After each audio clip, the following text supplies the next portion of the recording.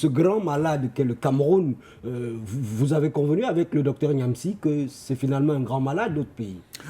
Monsieur Mbarga, je voudrais, avant de répondre à cette question, apporter quelques éléments de précision. Voyez-vous, cela dépend de quel côté où l'on se situe. Dans un verre, vous pouvez décider de le voir à moitié vert, à moitié plein. D'autres peuvent également décider de le voir à moitié vide. Cela n'obilitère pas les faits. Monsieur Mbarga, je vis dans une république où on peut créer une entreprise en 72 heures.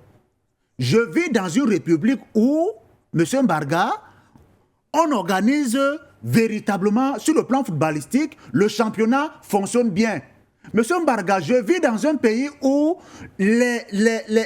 on organise chaque année, en tout cas les rentrées scolaires sont respectées chaque année. Monsieur Mbarga, je vis dans un pays où les fonctionnaires sont payés chaque fin du mois et vous n'avez jamais entendu dire qu'il y a manque ou bien il y a retard de paiement. Monsieur Limbi. Monsieur Mbarga, non, allez, permettez-moi de poursuivre. Je vous relance. Oui, allez-y. Permettez que je vous relance. Les entreprises qu'on crée en 72 heures finissent aussi par mourir en 72 heures à cause de la fiscalité et de l'environnement emprunt à la corruption du Cameroun, on le connaît. Le football qui est organisé, les clubs ne reçoivent pas leurs subventions, les arbitres crient à la dette, ils ont des aérés de paiement de leurs émoluments.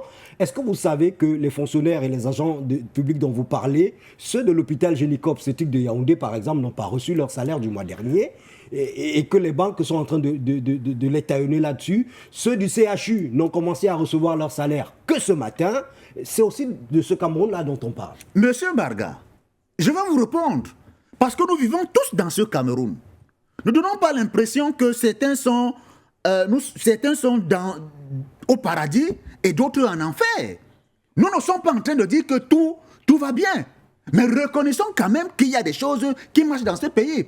Le centre de création des entreprises a été créé par le chef de l'État. Ce centre de création, ici à Douala, fonctionne très bien.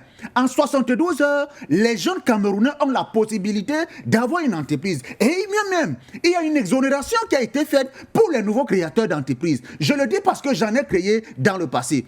Monsieur Barga, vous parlez des fonctionnaires. Mais nous vivons également dans ce pays. Je connais des fonctionnaires qui, à partir du 24, du 25, ont déjà reçu le communiqué du ministre des Finances. Que leur salaire est disponible à la trésorerie générale. Donc il faut arrêter de penser que tout va mal. Non, nous ne disons pas cela. Nous disons que le Cameroun est en construction. Le Cameroun rencontre un ensemble de défis. Et jusqu'ici, vous le constatez, vous n'avez pas encore entendu parler... Le FMI n'a pas encore déclaré l'État du Cameroun en faillite, que je ne sache. Donc, vous ne pouvez pas dire que le Cameroun, il est en dérive.